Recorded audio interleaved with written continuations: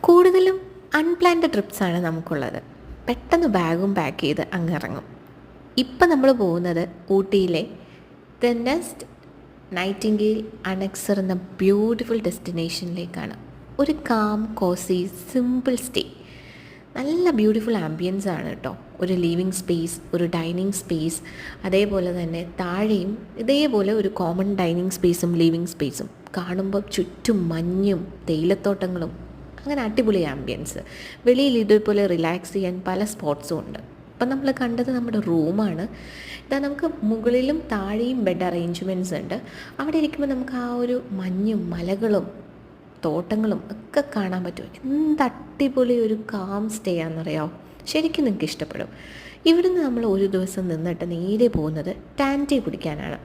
എപ്പോൾ ഊട്ടിയിലൂടെ പോയാലും നമ്മൾ നിർബന്ധമായിട്ടും ടാൻ ടീയിൽ വന്നിരിക്കും.